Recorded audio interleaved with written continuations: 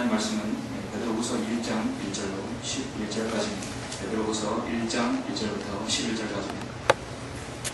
이걸 크게 세 부분으로 나누게 되면 여러분 1절부터 4절, 그리고 5절부터 7절, 그리고 8절부터 11절 이렇게 세 부분으로 이렇게 나누시면 좋을 것 같습니다. 공개를 드리겠습니다. 예수 그리스도의 종이요 사도인 시몬 베드로는 하나님 곧 우리 구주 예수 그리스도의 의로 말미암아 우리와 함께 동일하게 복으로 믿음을 받은 사람들에게 편지하노라.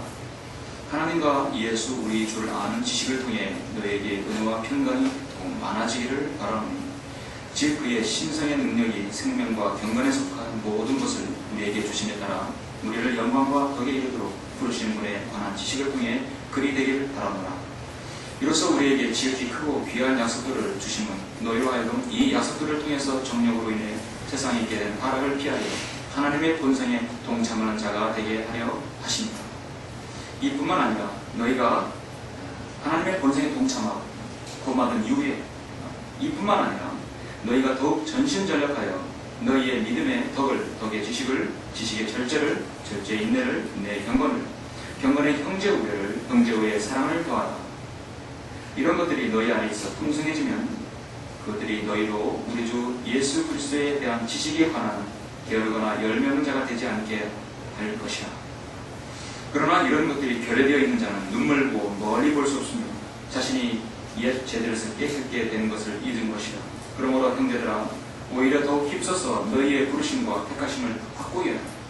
너희가 이러한 것들을 하면 결코 실족하지 않을 것이요 이같이 하면 우리 주 곧 구주 예수 그리스도의 영원한 왕국에 들어가는 입구가 너희에게 풍성하게 마련될 것이니라. 아멘. 12절까지 있습니다. 5절 설교는 성숙한 성도의 증거라는 제목으로 설교하고자 합니다. 여러분, 마귀와 하자는 이 세상에서 최고의 보배는 귀한 가치가 있는 것은 무엇이라고 여러분 생각하십니까? 아마도 요즘에 가장 폭등하고 있는 금이 아닐까 생각합니다. 또 금보다 더 귀한 것이 하나 있는데 여러분 아시는 다이아몬드죠. 결혼할 때 신부들이 결혼 예물로 가장 갖고 싶어하는 보석이 바로 절대적인 아름다움을 상징하는 다이아몬드라고 여겨집니다. 다이아몬드는 모든 광물 중에서 경도가 가장 높은 것입니다. 가장 단단한 것입니다. 다이아몬드를 자를 수 있는 이 금속은 다이아몬드밖에 없습니다. 곧 다이아몬드로 많이 자를 수 있습니다. 다이아몬드에 견줄 만한 경도를 가진 물질이 아직 없기 때문에 거의 영구불멸하는 보석으로 여겨집니다. 그래서 다이아몬드를 이길 수 있는 보석이 없다. 다이아몬드라는 뜻은요, 정복할 수 없다는 뜻이에요. 그게 어제 히브리어 헬라어로 해서 유래된 말인데 헬라어로 아마다스라는 말로 유래됐습니다. 아마다스가 나중에 다이아몬드가 됐어요. 정복할 수 없다. 이걸 이길 수 있는 보석이 없다는 것이죠. 하늘나라에는 더 많은 보석들이 있죠. 얼마 전까지 미국 스미소니언 박물관에서 공개한 세계 최고의 다이아몬드가 45캐럿 호프 다이아몬드, 일명 희망 다이아몬드인데요. 그 출가가 약 2,000억 원이 된다고 합니다. 세계에서 가장 비싼 보석이죠. 이 호프, 이 희망 다이아몬드를 소유한 사람은 그동안에 모두 비극적인 최후를 맞이했다고 합니다. 그래서 일명 이 호프 다이아몬드가 저주의 보석이라고 이름 지어져 있습니다. 이 보석의 원래 소유자인 페르시아 왕은 발람군에게 처형되었고 이 보석이 다시 프랑스의 루이 14세기에 넘겨졌는데 그는 한 번 목에 걸어보고 천연두에 걸려 죽었죠. 그 루이 16세와 왕비 마리앙트 네드와트의 소유가 되었으나 두 사람 모두 다 단두대에 있으로 사라졌습니다. 그리고 최고의 재벌은 필립 호프에게 넘어갔지만 이 호프 다이아몬드가 거기서 이제 이름이 호프 다이아몬드로 변했어요. 필립 호프가 했어요. 이 호프가는 곧 이걸 소유하자마자 파산하고 몰락한 가족이 되어버렸습니다. 이 희망이라는 뜻은 호프가 저주가 되어버린 것이죠. 불행히 너무나도 이 다이아몬드를 소유한 사람마다 불행해지고 비명의 예측자 1958년에 세계적으로 가장 유명한 보석상인 헨리 웨스턴이 구입해서 이것을 바로 스미소니언 박물관에 기증을 하였어요. 이걸 영구적으로 소유하지 말고 보관하자는 뜻이 보관했다고 합니다. 세상 사람들은 재물과 보화를 쫓는 정말 불나방 같은 인생을 살면서 결국은 인생은 종착역, 지향과 영원한 지옥에서 고통받게 되죠. 그들은 세상의 최후의 가치를 보석으로만 알고 있는 것입니다. 보배라는 것은 이렇게 아주 귀하고 소중하며 꼭 필요한 사람이나 물건을 일반적으로 얘기하는데, 세상은 보이는 것을 판단합니다. 가치를 여깁니다. 그거를 보석으로 보죠. 그러나 예수 그리스도의 피로 거듭난 우리 그리스도인은 성경을 통해서 가장 보배로운 건 무엇이라고 보는 것입니다. 이것은 여러분 바로 믿음입니다. 가장 보배로운 건 믿음입니다. 그래서 성경은 보배로운 믿음을 받은 사람에게 편지를 썼어요. 그게 바로 베드로후서 전후서인 것입니다. 하나님 앞에서 최고의 보배는 무엇인가? 최고의 보석은 무엇인가? 바로 믿음 있는 성도예요. 오늘 대괄적으로 말씀드리면 성숙한 성도입니다. 하나님께서 보시기에 반짝반짝 빛나고 바뀌는 보석이 무엇인가? 성숙한 성도입니다. 저는 오늘 오전에 그런 보배로운 믿음을 가진 성도는 어떤 성도인가? 정말 성숙한 성도는 어떤 성도인가? 그에 대해서 말씀드리고자 합니다. 저 개인적으로 가장 좋아하는 성경의 장이기도 하죠. 저는 베드로후서 1장 너무 좋아합니다. 뿐만 아니라 이 말씀은 제가 하나님께 콜링을 받은 후에 가장 중요히 여기는 제 목회 철학이 여기 담긴 말씀이 이 안에 있습니다. 바로 5절, 6절, 7절이죠. 본문을 보시면 베드로후서 1장, 베드로후서는 예수 그리스도의 제자 중 늘 첫 번째로 언급되었던 베드로입니다. 가장 말이 많았고요. 사복음서 가장 그에 대해 언급이 많아요. 다혈질이었고 좌충우돌 행동에서 육신적이었고 그 누구라도 믿음의 고백으로 주님께 칭찬받았었습니다. 결국 모든 그리스도인이 승리하는 믿음의 행위로 모범이 된 베드로가 자신의 생을 마쳤죠. 그렇게 최고의 생애를 보낸 사람. 베드로는 여러분 아시다시피 전문적인 직업 어부였습니다. 그러나 여러분이 베드로전서를 보면은 이것이 과연 어부가 배우지 못한 어부가 쓴 것인가 믿겨지지 않습니다. 하나님께서는 자신의 영으로 감당한 그 사람에게는요, 세상에 배우지 못한 어떤 아무리 박은 사람보다 버금가 그 이상으로 그렇게 하나님의 말씀을 제시할 수 있는 것입니다. 베드로후서는 일명 사도 바울의 디모데후서와 함께 승리의 찬가라고 불려져요. 그것은 뭐냐면 순교 직전의 마지막 서신서로 알려져 있습니다. 디모데의 후서도 내가 떠날 때가 이르렀다 했어요.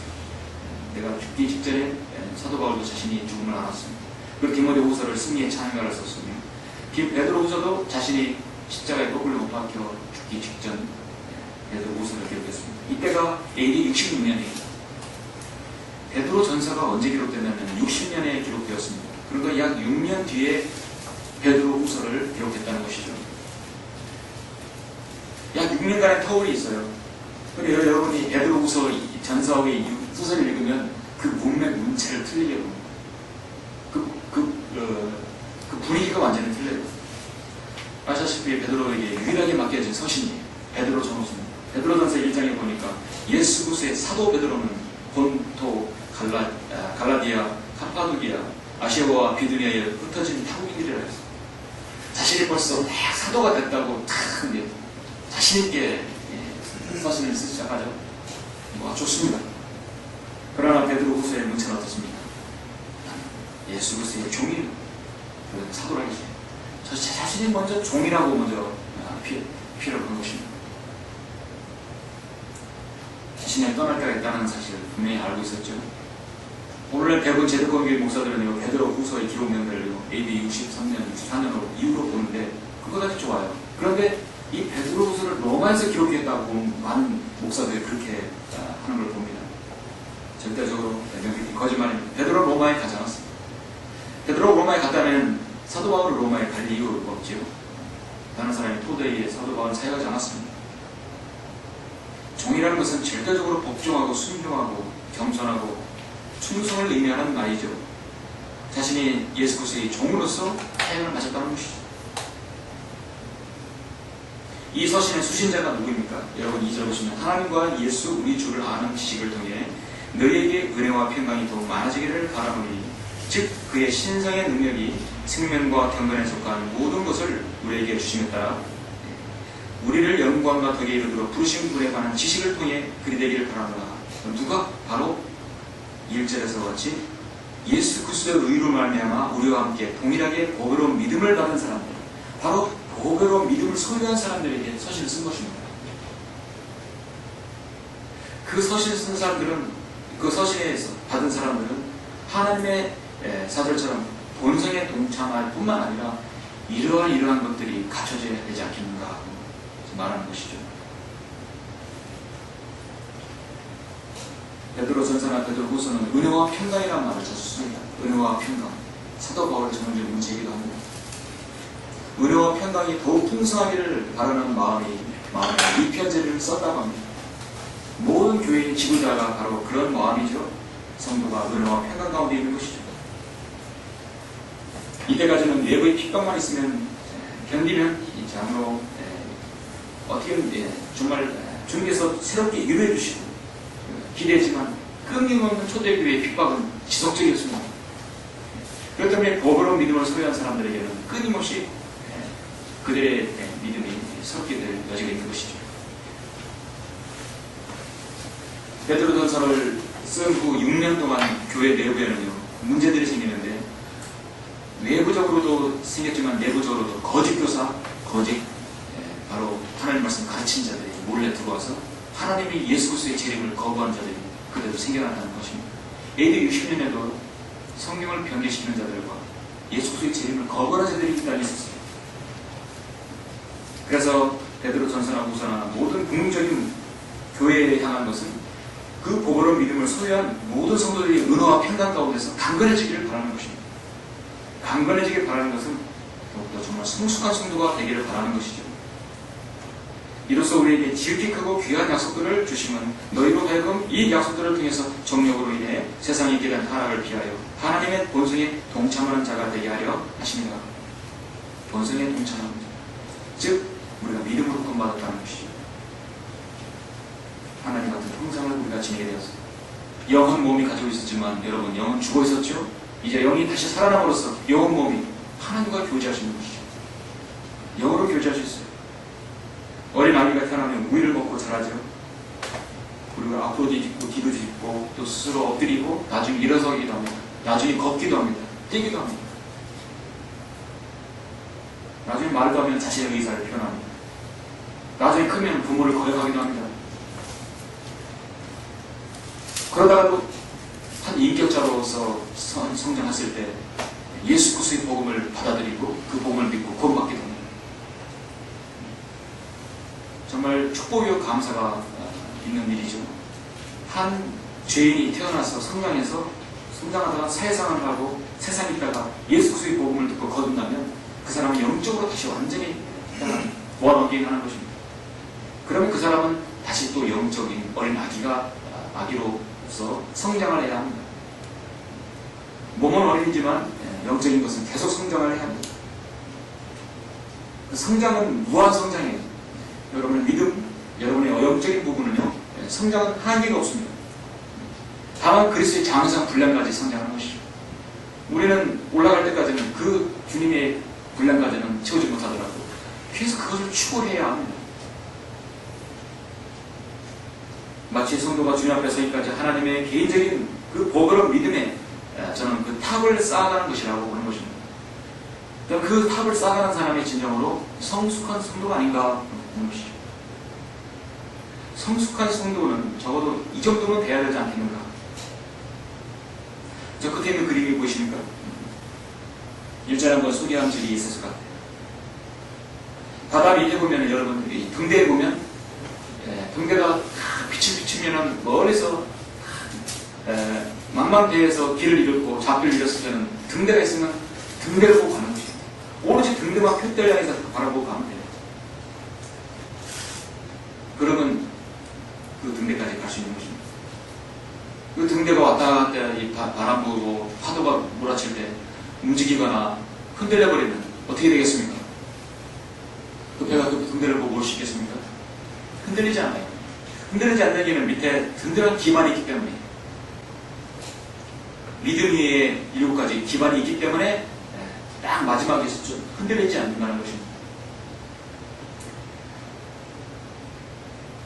성도가 성숙해지려면 5절, 6절, 7절처럼 이뿐만 아니라 구원받았을 뿐만 아니라 하나님의 본성에 동참했을 뿐만 아니라 더욱 전심전력하여 여러분이 전심전력해서 너희의 믿음의 덕의 지식을, 지식의 절제를, 절제의 인내를, 인내의 경건을, 경건의 형제의 우애를, 형제 우애의 사랑을 더하라.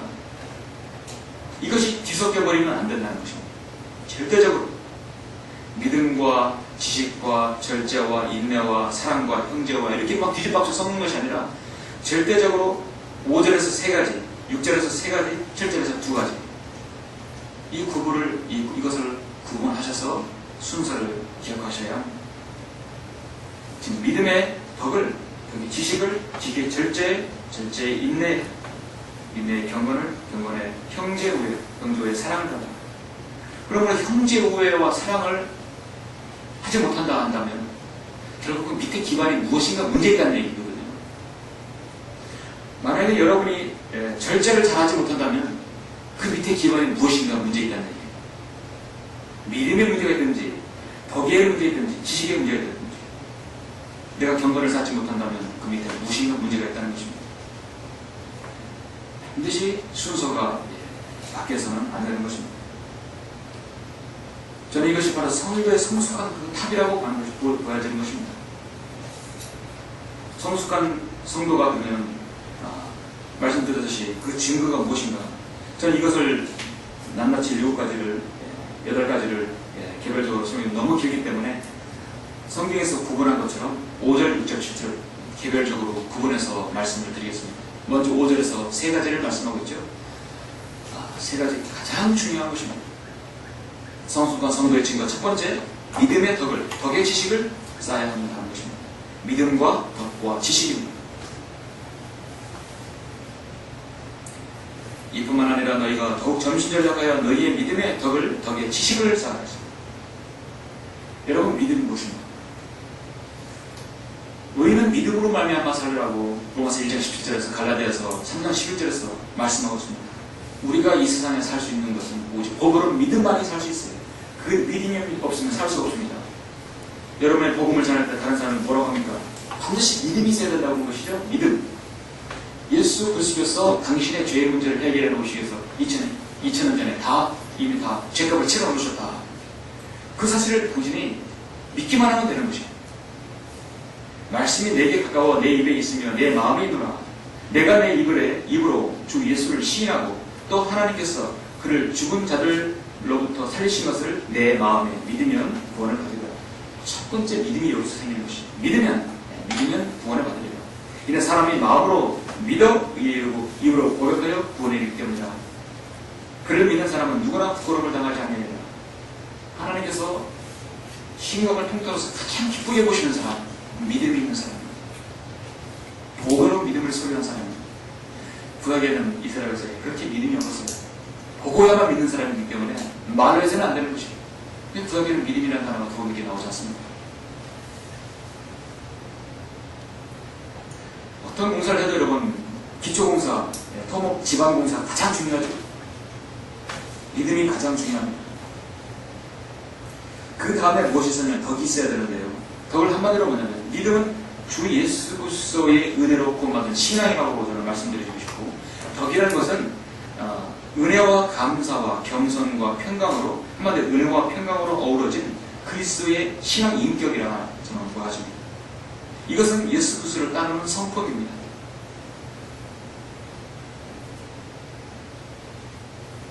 베드로전서 2장 9절에서 너희는 선택받은 세대여 왕같은 제사장이며 거룩한 민족이여 독특한 백성이니 이는 너희를 어둠에서 불러내어 그 놀라운 빛으로 들어가게 하신 분의 덕을 너희로 선포하게 하시는 것이라. 예수 그리스도의 덕을 선포하는 것입니다. 그리스도인의 겸손은 요구됩니다. 여러분이 은혜와 평강 가운데 살기로 하십니다. 가장 중요한 것은 여러분 믿음의 덕이 있어야 합니다. 그것은 바로 뭐냐면 겸손해야 하는 것이죠. 겸손한 자에게 은혜를 주신다고 잠언 3장 4절에서 말씀하고 있습니다. 베드로전서 5장 5절에서 이와 같이 너희 젊은이들아 장로에게 복종하라. 너희 모두가 서로 복종하고 겸손함으로 옷 입으라. 겸손함으로 옷 입으라. 하나님께서 교만한 자들을, 이는 하나님께서 교만한 자들을 대적하시고 겸손한 자들에게 은혜를 주십니다. 겸손한 자에게 은혜를 주신다고 잠언에서 베드로 전서 5장 5절에서 분명히 말씀하고 있습니다.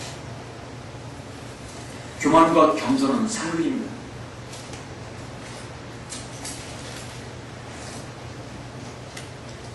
덕은 사실 표현하는 것이 세상에서 철학과 학문에서도 썩 그렇게 잘 표현하지 못합니다. 어떻게 보면 성경적으로도 우리가 덕에 대해서 좀 많이 더 연구하고 기도하고 그리스도의 덕이 무엇인가 참으로 좀 깊이 상고해 봐야 할 주제라고 보아집니다. 왜 하나님께서 믿음과 그 위에 가장 먼저 덕을 그렇게 소중하게 여기셨고 귀하게 보셨는가? 아주 지당하신 주님의 명령 말씀이라고 보아집니다. 한마디로 덕은 은혜와 감사와 겸손과 평강으로 어우러진 예수 그리스도의 인격을 담는 것이에요. 예수 그리스도를 따르는 그 성품을 말하는 것입니다. 교만하지 않고 겸손으로 주님을 섬기는 것입니다. 이따가 예배 끝나고 여러분이 저 뒤에 붙여지는 것들, 그리스도인 자신이 스스로 지을 수 있는 작은 죄들이라고 붙여졌습니다. 꼭 하나씩 여러분 읽어보십시오. 적어도 제가 여러분이 덕을 갖추려면 무엇인가 여러분 한번 묵상하시면 좋을 것 같습니다. 뚜렷하게 어디를 봐서 여러분 덕의 커트라인을 찾을 수는 없지만 최소한의 31가지를 여러분에게 제시합니다. 이 정도에서 하나라도 결격의 사유가 되면 여러분 덕을 쌓아야 된다. 그 부분에서 자백하고 다시 겸손히 주님을 섬겨야 할 것입니다. 그걸 제가 한번 열거하겠습니다. 그리스도인 자신이 스스로 지을 수 있는 작은 죄들이라 했어요. 사실 이 작은 것이 나중에 엄청난 죄들이 될 수 있어요. 최소한 덕의 커트라인이라고 저는 보아집니다. 나는 덕을 가진 성도인가? 31가지 중에 하나라도 나에게 있다면 안 될 것이죠. 저도 마찬가지 이 부분에서 늘 보고 있습니다. 첫 번째는 자신이 스스로 이룬 성공에 대해 은밀하게 느끼는 자부심과 교만. 두 번째, 자신의 교육이나 외모나 지능에 대한 교만. 세 번째, 자신이 스스로 중요하고 혼자서도 잘할 수 있다고 스스로 느끼는 것. 네 번째, 누군가 자신에 대해서 말한 것을 오래 기억하고 쓴뿌리를 품는 것. 다섯 번째, 자신이 냉소적이나 항상 다른 사람을 이기려는 태도. 여섯 번째, 자신이 관대하지 못하면 사납고 예민하며 까칠한 태도. 일곱 번째, 자신에게 관심을 끌려고 뭔가를 스스로 축해서오며 말하고 행동하는 것. 여덟 번째, 자신의 이성의 주의를 끌려는 욕망, 외모에다가 끌려는 욕망. 아홉 번째, 자신이 스스로 불평하고 불만을 생겨 토로하는 것. 열 번째, 자신이 옳은 것을 행하기를 포기하는 것. 11번째, 자신의 불안하는 것을 스스로 알지 못하고 다른 사람의 잘못만 찾아내고 비평하는 것. 12번째, 자신이 기만적이고 잘못을 의무슬쩍 넘기려고 하는 것. 13번째, 자신의 개인적인 유익을 잊지 않는 남을 돕지 않으려는 마음가짐. 14번, 자신과 타인에게 비정상적이고 해가 되는 행동을 하는 것. 15번, 자신에 대해서 사실과 다른 이미지를 만들려는 것. 두 가지 마음을 품는 것이죠. 16번째, 자신이 정욕과 음욕으로 가득 찬 눈으로 이성을 보는 것. 17번, 자신이 마땅히 해야 할 의무로부터 몸을 사리는 경향. 18번, 자신이 남의 기분을 상하게 했을 때 어떤 식으로든 안갚음을 하려는 신고. 19번째, 다른 그리스도인의 삶에서는 죄라고 지적하면서도 자신의 생활에게 있어서는 허락되는 것들. 20번, 자신이 생각하는 것이 속되거나 저질이거나 구두쇠이거나 깨끗하지 않는 것. 21번째, 자신의 필요 이상의 농담을 말하고 즐기는 것. 22번째, 자신이 특정한 계층의 사람들에게만 편파적이고 잘해주는 성향. 23번째, 자신의 일이 이렇게 되지 않고 저렇게 되었다면 어떠했을까 공상하는 것. 24번째, 하나님께서 자신의 삶에게 주어진 목에 대해서 감사할 줄 모르는 것. 25번째, 자신이 지속적이고 실패할까봐 두려워하거나 실패한 사람에 대해 자비롭지 않는 것. 26번째, 자신이 너무 가식적이거나 과장된 겸손을 보이는 것. 27번째, 자신이 죄를 짓거나 책임을 다하지 못한 것에 대해서 무관심한 태도를 보이는 것.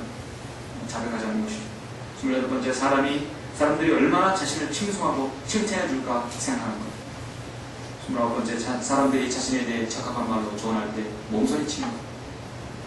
30번째, 자신이 더 잘할 수 있다 싶은 일을 다른 사람이 하고 있을 때 곱게 봐주지 않고 기분을 나빠하는 옹졸함. 나보다 더 잘하는 사람이 그 일을 했을 때 곱게 봐주지 않는 시선이죠. 마지막 31번째, 자신이 이런 작은 죄들이 있음에도 불구하고 다른 사람들에게만 있다고 판단하는 것. 바로 31가지를 제시하였습니다.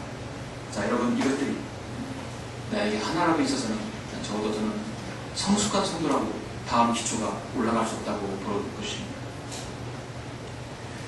다음 지식은 뭐냐면, 지식은 예수 그리스도에 관해서 아는 것이죠. 예수 그리스도에 관하는 것이 최고의 지식입니다. 역한 목사님이 거듭나기 전에 라디오 방송에서 짝기를 할 때, 그때 휘팔 목사님이 불영어를 하고 왔습니다. 자신은 그때까지 엄청난 책들을 많이 독파했기 때문에 머리가 명석하기 때문에 많은 지식이 있다고 생각했어요. 누구에게도 지식이 딸리지 않았습니다. 휘팔 목사를 만나면서 거만하게 하는 말이에요. 당신 뭐 아는 거 있어? 뭐 아는 거 있냐고. 나는 많이 안다 이거죠. 휘팔 목사님이 단번에 나 예수님 알아. 나 예수 그리스도 안다. 넌 예수님 아냐? 오히려 역으로 공격을. 그럼 역한 목사님은 다 아는데 예수님 모르는 거예요? 네. 그 자리에서 억울하신 겁니다. 성경을 보았죠. 그는 예수 그리스도를 아는 지식 최고의 지식으로, 성경에서 잠언 1장에서도 보면 주를 두라는 것이 지식의 시작이라고 했어요. 정녕 내가 지식을 구하려고 소리 지르면 명철을 위하여 내 목소리를 높이고 은을 구하듯이 지식을 구하며 숨겨진 보물들을 찾듯이 명철을 찾는다면 내가 주의 두려움을 깨달을 것이요 하나님의 지식을 발견하느니 주께서 지혜를 주시고 그 입에서 지식과 명철이 나옵니다. 성경에서 지식은 먼저 하나님을 아는 것입니다. 예수 그리스도를 아는 것입니다. 예수 그리스도, 성경의 구약과 신약과 앞으로 향상된 계시와 앞으로 활라시되 있을 모든 그 지식들, 계시들을, 여러분은 최고의 지식들을, 여러분 앞선 지식들을 여러분이 가지고 계신 것입니다. 여러분에게 그 지식을 가지고 있는 이유는 무엇입니까? 하나님께서 분명히 이유가 있습니다. 첫 번째는 그것들을 내 속에 간직하면 즐거움이 있게 하여, 너의 신뢰가 죽게 있게 하여, 내가 조언과 지식과 훈련 것들을 내게 그렇게 하였으니 이는 너로 하여금 진리의 말씀들을 확실하게 알며 너에게 사람을 보낸 그들에게 진리의 말씀들을 대답하게 하려 함이 아니냐. 즐거움이 있게 하고 너가 하나님을 신뢰하고 혹시라도 너에게 사람을 보낸 사람, 그 사람에게 너 소망이 무엇이냐 물었을 때 진리에 대해서 답변하게 하려고 여러분의 지식을 준다고 했습니다. 잠언서 22장에 나오는 말씀이죠. 자, 진정한 지식 여러분 소유했습니까? 소유하시죠? 그러나 여러분 그 지식이 반드시 믿음의 기반에, 덕의 기반에 쌓여져야 한다는 것입니다. 이것들이 바뀌어졌을 때 초창기에 성령 지역교회에서 엄청난 대교가 일어났어요. 그들은 구원받다 할지라도 덕보다도 지식을 먼저 쌓았어요. 너무나 김기기 성령에 대한 향상된 지식을 갈고다 보니까 이게 막 폭발적으로 늘어나는 거예요. 이 지식들이, 러크만 목사님 지식을. 많은 수많은 지식들이 쏟아 나오다 보니까 지식을 먼저 쌓았어요. 덕보다. 바뀌어버린 거예요. 이 덕을, 아까 31가지가 이게 문제가 생겨버리면 결국 교만해지죠? 배교하게 되는 것이죠. 자, 세상에서는, 저는 여기 책 하나 보시면 믿음과 덕과 지식의 상관관계를 제가 오늘 말씀을 드립니다. 어느 날 신문을 보고 어떤 잡지를 보니까 옛날에 이런 걸 봤습니다.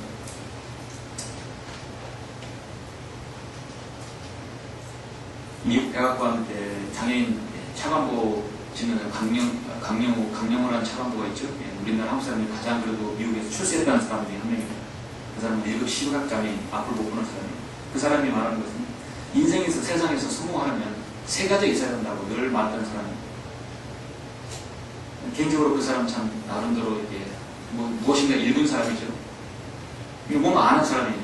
근데 사실은 세상 사람이 말하는 성공의 요인들이 다 성경에 있어요. 이걸 모르는 것이에요. 근데 사실 성경에서 왔는데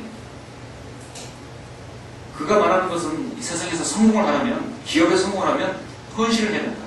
첫 번째, 헌신을 해야 된다. 그리고 그 사람이 인격을 갖춰라는 것이에요. 그 사람이 CEO가 되든 누가 되든 중간 관리자가 되든 인격을 갖춰라는 거예요. 그리고 실력을 갖춰라. 헌신, 거기에 헌신을 하고 실력, 인격이 되는데 또 실력이 없으면 안 되죠. 헌신과 인격과 실력을 갖춰야 된다는 것이죠. 어떻게 보면 헌신은 믿음과 관계되어 있고 인격은 덕과 관계되어 있죠. 실력은 지식이에요. 그렇죠.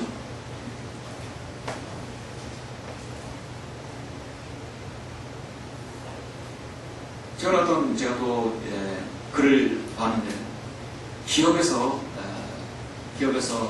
성공하는 사람, 나름대로 기업에서 이사, 즉 기업에서 별을 따는 거죠. 이사부터 직책을 받으려면, 적어도 경영자가 되려면 남을 다스리려 한다면 세 가지가 돼야 된다는 것이죠. 가치관과 태도와 능력이라고 하죠. 제가 그 과거에 이 강명우 이 사람이 말한 헌신과 인격과 실력을 다 그냥 다 뒤져봤어요. 보니까 동일한 맥을 가지고 있는 것이에요. 기업이나 세상에서는 첫 번째 가치관이 있어야 된다는 것이에요. 뚜렷하게 내가 왜 이 회사에서 일을 해야 되는 것인가? 난 이 회사에서 어떠한 가치관을 가지고 일할 것인가? 나는 어떠한 태도를 가지고 올 것인가? 나는 능력을 소유해야 된다. 능력이 있어야 되겠죠? 태도가 있어야 되고 가치가 있어야 되는 것이에요. 그리고 같은 맥락이죠. 한 기업체에서 한 CEO가 고민을 하게 되었어요. 이 A라는 사람 이름은 김덕불이라는 사람이 있고 B라는 사람은 김호인이라는 사람이 있고, 이 김덕불 부장이라는 사람은 같은 부장인데 김호인 부장이 같은 동년배에 같이 입사했어요. 근데 두 사람 중에 한 명을 이사로 승진을 시켜야 되는데 한 명을 누구를 승진시킬까? 그 사람의 이력을 보면은 이 김덕불이라는 부장은 능력이 탁월해요. 자신의 성과보다도 200%, 300%더 능력을 발휘하는 사람이에요. 회사의 매출을 그만큼 많이 올리는 사람이에요. 탁월한 능력을 가지고 있어요. 근데 김호인 부장은 늘 200%가 아니라 자신의 할당한 100%만 성취하는 사람인데, 이 사람은 돋보이는 건 늘 태도입니다. 이 김덕불 부장은 사람이 붙질 않아요. 사람이 따르질 않아요. 근데 이 김호인 부장은 늘 그 사람의 사람들이 막 따르는 거예요. 벌써 이 사람이 태도와 도와주고 대하는 모든 것이 틀린 거예요. 늘 그 주변에 하는 사람들이 있는 것이에요. 기업 CEO가 과연 누구를 이사로 승진시켜야 되는 것인가 고민에 빠졌다고 글을 봤습니다. 나름대로 잭 웰치라든지 세계 유수의 많은 CEO들은 누구를 이사로 등재시키는가 물었어요. 여러분이 만약에 CEO라면 이 가치관과 태도와 능력, 또 헌신과 인격, 실력. 자, 여러분 능력을 300% 발휘하는 사람을 이사로 등진시키겠습니까? 여러분 능력은 좀 못하지만 태도가 정말 바람직한 사람을 여러분 하시겠습니까? 참고로 기업에서 모든 CEO들이 가장 위험한 존재, 기업에서 가장 위험한 존재가 어떠냐면 가치관이 없는 사람이라고 합니다. 가치관이 없는 사람. 가치가 없는 사람은 언젠가 반드시 회사의 등에 칼을 꽂고 회사의 기밀을 빼내서 다른 데로 도주할 우려가 있는 사람들이라고 합니다. 저는 이 사람을 뽑을 때 기업에서는 보통 이 가치관과 태도와 능력을 점수를 매기겠죠. 9점을 매기고 10점을 매기고 5점이고 8점을 매기고 5점이고 10점을 매긴다고 점수를 매기겠죠. 그럼 어떡합니까? 보통 기업에서는 점수를 합산하죠. 그렇죠. 합산해서 많은 점수를 내서 그 사람을 이사로 등재시키고, 저는 이것을 보고 말씀을 준비하면서 성경적 원리를 따르면 잘 할 수 있을 텐데 생각이 들더라고요. 우리 그리스도인에도 가장 중요한 것은 성숙한 성도가 되려면, 하나님께서 정말 귀히 보시는 아주 성숙한 성도가 되려고 한다면 먼저 믿음에 기반을 세우고 덕을 세우고 지식을 쌓아야 되는 것이에요. 어떤 점수를 가장 분포를 높게 푸는 것은 그건 CEO 마음이지만, 가장 중요한 원칙은 저는 기업은 이거를 더 도와주면 저는 이거를 곱셈으로 해야 가장 정확히 본다고 하는 것입니다. 곱셈으로 하는 것입니다. 가치관은 9고 태도, 능력도 10이고 월등합니다. 근데 태도가 제로이면 어떻게 됩니까? 답은 어떻게 돼요? 곱셈을 하면 그 사람은 빵점이에요. 그런데 가치관이 9이고 능력은 좀 못해요. 5라도 태도가 9이면 그 사람이 곱셈을 하면 어떻게 됩니까? 훨씬 높은 점수가 나오죠. 무엇 하나 부족해서 제로 가까이 나오면 이거 곱셈을 하게 되면 답이 나오는 것이에요. 그러니까 이거는 덧셈이 아니라 곱셈 도축으로 나와야 되는 것이에요. 우리가 믿음이 아무리 있고 아무리 많은 지식이 있다 하더라도 그 사람이 덕이 없다면 곱셈 어떻게 합니까? 더하기가 아니라 곱셈으로 하면 제로의 제로. 그 사람 하나님께 전혀 쓰임을 줬다는 거예요. 저는 그래서 이 부분을 위해서 곱셈 법칙으로 봐야 된다는 것이죠. 우리가 하나님 앞에서 정말 신실하고 법으로 믿음을 법으로 성도로 성숙한 성도로 보는 것은 하나하나 더해서 합이 아니라 어느 하나도 결여됨이 없어야 된다는 것입니다. 성경은 오늘 말씀에서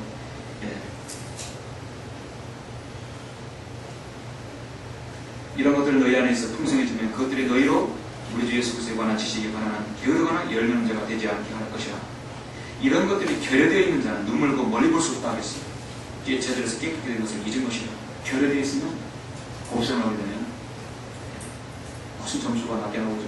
하나님께 보시지 않는 것입니다. 성숙한 성도의 증거는 무엇인가? 두 번째로 그 지식의 절제의 인내를 인내의 경건을 쌓아야 한다고 말씀하고 있습니다. 6절에 보시면 지식의 절제의 인내를 인내의 경건 세 가지를 말씀하고 있죠. 이미 여러분 그 밑에 기반은 믿음과 덕과 지식 위에 쌓여진 것입니다. 아파트 공사하는데 여러분 눈여겨보신 적 있어요?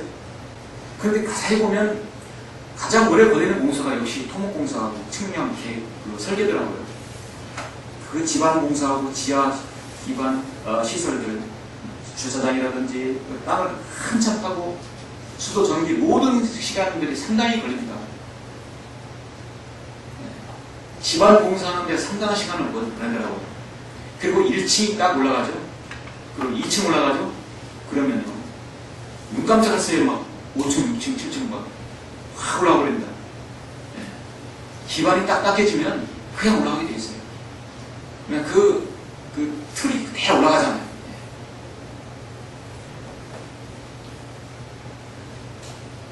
과거에 아파트 공사하는 현장에서 저도 일을 좀 해봤어도 좀 압니다. 한 7, 8층 올라가니까 순식간에 올라가는 거예요. 집안 공사. 그렇게 시간이 걸려도 믿음과 덕과 지식을 쌓게 되면 그 다음부터는 사실 자연스럽게 올라갈 수 있습니다. 믿음과 덕과 지식을 쌓게 되면 그 사람에게는 절제가 필요하죠. 자신이 많이 알았다 해서 그걸 어떻게 합니까? 많이 아는 것을 많이 자기가 발설해서는 교만해질 수 있죠. 그래서 육신적인 성품을 억제하는 능력입니다. 절제는 지식이 쌓은 사람에게는 그 다음에 필요한 것은 절제가 필요한 것이죠. 육신적 성품을 억제하는 능력입니다. 지식의 절제를 덧붙이는 것은 그렇지 않아요. 실질적인 모든 경험 안에서 이성으로 감정을 지어하는 일입니다. 자기가 말하는 것들을 함부로 내뱉고 함부로 감정을 폭발시키게 되면 자신을 다스릴 수 없는 거죠. 절제를 해야 합니다. 갈라디아서 5장 22절에서 성령의 열매가 절제가 나오죠. 성령의 열매는 사랑과 기쁨과 화평과 오래 참음과 친절과 선함, 믿음과 온유와 절제가 있습니다. 그 다음 인내가 필요합니다. 절제의 연속이라고 봅니다. 저는 절제의 연속. 절제는 인내가 필요합니다. 그런 과정 속에서 경건한 삶이 이루어지고 결국 하나님을 사랑하고 이웃 성도를 사랑하는 데까지 나가죠.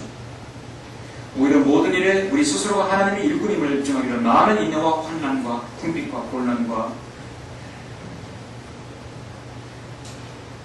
인내가 필요하겠습니다.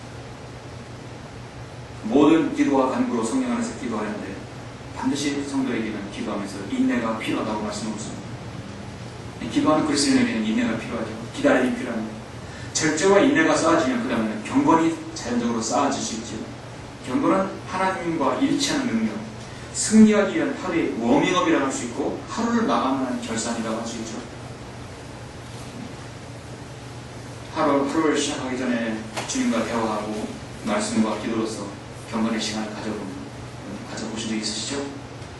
때론 바빠서 생활에 그렇게 못할 수도 있습니다. 그러나 가져보시면 하루가 달라집니다. 그 마무리 하루를 경건의 시간으로 결산하게 되면 얼마나 주님께서 기뻐하시겠습니까? 그러므로 우리가 흔들릴 수 없는 왕국을 받으려니 은혜를 소유하자. 우리가 이 은혜로서 하나님을 기쁘게 섬기되 경외함과 경건한 두려움으로 하였습니다. 정말 우리가 경건하게 살고 사는 자는 모든 사람 우리는 박해를 받을 것이라고 디모데후서 3장에서 말씀하고 있죠. 성숙한 성도의 증거는 무엇입니까? 세 번째는 그 경건의 형제우애, 사랑을 다해야 합니다. 7절에서 경건의 형제우애, 사랑을 다하라. 자, 여러분 자세히 보시면 지금까지 여기 8가지 덕목 중에서 형제우애, 사랑 외에는 믿음, 덕, 지식, 절제, 인내, 경건, 이 여러분 6가지는요 자기 자신에게 해당하는 거예요. 그렇죠? 내가 잘하면 되는 거예요. 나 자신에게 잘하면 되는 것입니다. 나 자신에게 관한 덕목이에요. 그러나 여기서 마지막으로 형제우애 사랑은 전혀 다른 타입입니다. 바로 훨씬 높은 수준의 신앙을 요구하고 있는 거예요. 상당한 수준에 이르는 것입니다. 이 수준에 이르게 되면 형제와 사랑, 성숙한 성도의 최고의 덕목을 이룰 수 있어요. 이타적인 사랑까지 할 수 있는 것이 되는 것입니다. 이에서 6가지를 이루게 되면 그 이유는 이제 다른 성도에게 눈을 돌릴 수 있는 것이죠. 오늘날 사회는 너무도 치열한 경쟁사회입니다. 승리를 위해서 경쟁하고 성공을 위해서 경쟁하고 행복하기 위해서 경쟁하고 그렇게 위해서 다른 사람을 다 깔고 뭉개립니다. 1등만 기억하고 추대하는 세상입니다. 그래서 서로 싸우고 시기와 질투와 중상버릇해서 내가 1등이 되어버리는 세상입니다. 여러분 기업과 세상에서는요 가치관과 태도와 능력만 봐요. 그 이상 3가지 이상을 보지 않아요. 능력에서 실적을 많이 올리고 태도와 가치관만 보면 됩니다. 성경은 거기에 믿음과 덕의 지식과 절제와 인내와 경건과 거기에 다른 사람까지 보는 것이 이게 바로 하나님의 법입니다. 잠시 여러분 로마서 12장 9절 한번 보시겠습니까? 여러분이 교회 안에서 다른 성도와의 관계, 정말 성숙한 성도가 어떤 성도인 것인가 9절부터 12장 9절부터 16절까지 한번 보시겠습니다. 사랑에 거짓이 없게 하라. 악을 증오하고 선거해라. 형제로 서로 다정하게 사랑하며 서로 존경하기를 먼저 하라. 일하는 게으르지 말고 영 안에서 열심을 내며 주를 섬기라. 수만 가운데 즐거워하며 환난 중에 참으며 꾸준히 기도에 진력합니다. 성도들의 필요에 서로 나눠주고 대접하기에 힘쓰라. 너희를 박해하는 자들을 축복하라. 축복하고 저주하지 말라. 즐거워하는 자들과 함께 즐거워하고 우는 자들과 함께 울라. 서로 같은 생각을 품고 높은 것들을 생각하지 말며 낮은 데 처한 사람들과 같이 하고 스스로 지혜는 취하지 말라. 그리스도 안에서 성도의 관계에 분명히 이타적인 부분이 있죠. 자신뿐만 아니라 다른 사람도 들어가버리는 것입니다. 이번에 수련회 때 강의 여러분 다 들으셨죠?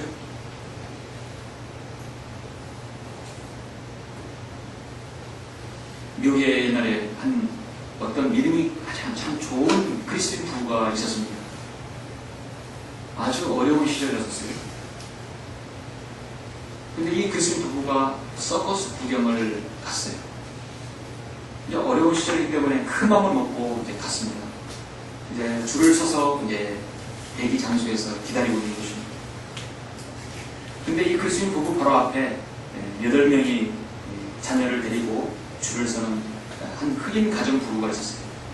흑인 남편과 아내 그리고 뒤에 8명의 자녀들이 따라하니 있는 것이에요. 그 가정도 모처럼 온 가족이 큰 맘 먹고 서커스 구경을 하려고 다 줄을 서서 기다리고 있어요. 그런데 아버지도 다 자녀들을 서커스 구경 시켜준다고 아주 당당하게 정말 자랑스럽게 다 기다리고 있었어요. 아이들도 서커스 구경이 흥분에 젖어 있었고 기대에 젖어 있었습니다. 이제 순서가 되어서 앞에 있는 그 가정의 남편이, 흑인 남편이 표를 딱 사려고 하는데 갑자기 그 얼굴이 굳어져 버렸어요. 그러면 그 돈이 모자라는 것이에요. 그 흑인 남편은 입장권이 그렇게 비싼 줄로 생각하지 못했던 것입니다. 8명의 자녀와 부부가 함께하려면 많은 돈이 필요했던 것이죠. 그 뒤에 있었던 이 믿음 좋은 부부가 그걸 딱 눈치챘어요. 딱 보고. 그래서 얼른 호주머니에서 20달러를 딱 꺼내가지고 그 흑인 남편 가정 앞으로 나가서 얼른 딱 엎드려가지고 20달러를 주는 척하고, 아이고 선생님 이 돈을 떨어뜨리셨군요. 이렇게 돈을 흘리시면 어떡합니까? 그리고 얼른 그 흑인 아버지는 다 지워준 거예요. 상황을 눈치챈 이 흑인 아버지는 너무도 감사와 감기에 대해서 고맙습니다. 이 은혜를 잊지 않겠습니다. 감사하다면서 그 입장으로 들어갔습니다. 그 뒤에 있는 이 믿음 좋은 부분은요, 서커스 구경을 못했어요. 그 돈으로 주지 않았습니다. 자, 여러분 어떻게 보십니까? 그러나 그들은 서커스를 보지 못했지만 그 문제도 행복한 밤을 보냈다고 합니다. 다른 사람을 배려해주고 할 수 있는 무엇인가 희생이 필요하죠. 형제의 우애와 사랑이 바로 저는 그런 것이라고 생각합니다.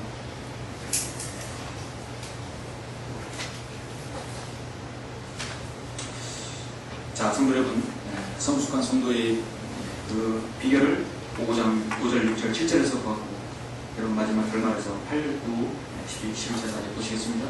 이런 것들이 너희 안에 있어 풍성해지면, 이것이 풍성해지면, 저렇게 탑이 잘 쌓아지면 너희로 우리 주 예수 그리스도에 관한 대한 지식에 관한 여러 가지 열명자가 되지 않게 할 것입니다. 열명이 있게 되겠죠. 그건 성령님의 갈라디아서 5장 20절에 열명 될 수 있습니다. 그러나 이런 것들이 결여되어 있는 자는 하나라도 결여되어 있으면 제로죠. 곱셈하면 제로입니다. 눈멀고 멀리 볼 수 없으면 자신이 이해죄들에서 깨끗하게 된 것을 잊은 것이나 그 모든 것까지 잊어버리게 됩니다. 그러면 형제들아, 오히려 더욱 힘써서 너희의 부르심과 택하심을 확고히 하라. 너희가 이러한 것들을 하면 결코 실족하지 않을 것이요, 실족하지 않을 비밀이 바로 그것이죠. 이같이 하면 우리 주 곧 구주 예수 그리스도의 영원한 왕국에 들어가는 입구가 너희에게 풍성하게 마련될 것입니다. 분명히 주님께서 상급해 주시고 보상해 주신다는 것입니다. 성숙한 성도는 단기간에 이렇게 쉽게 만들어질 수는 없습니다. 기계처럼 대량으로 찍어낼 수도 없습니다. 믿는 것이 하나님의 말씀을 듣고 경배하고 묵상하고 기도하고 저런 것들에서 결여되어 있을 때 내가 무엇이 부족한지, 자, 여러분 자신이 무엇이 부족합니까? 서로 여러분 자신이 한번 점수를 써서 10점 만점에 써서 점수를 한번 매겨보십시오. 거기 제로가 있습니다. 그러면 빵점입니다. 곱셈을 하면 빵점이죠. 우리 모두가 필요한 덕목들입니다. 믿음에는 덕이 필요하고, 덕은 지식이 필요하고, 지식에는 절제가 필요합니다. 절제는 인내가 필요하고, 인내는 경건이 필요합니다. 경건은 형제 우애가 필요하고, 형제에는 사랑이 필요한 것입니다. 서로를 필요로 한 것입니다. 결론적으로 우리 찬한 성신의 모든 성도들은 한 번도 빠짐없이, 예외 없이, 정말 여기 빠진 사람, 우리 빠지신 분들도 마찬가지입니다. 모두 믿음의 그 부유함을 가지고 덕을 갖춘 성도가 되고, 지식의 체계를 갖추고, 절제하는 그 아름다움이 있는 성도가 되고, 인내로 간증이 있고, 경건의 능력이 있고, 형제의 사랑을 베풀 줄 아는 좀 하나님의 성품과 입지 않은 그런 모든 성도님들 되시길 간절히 바랍니다.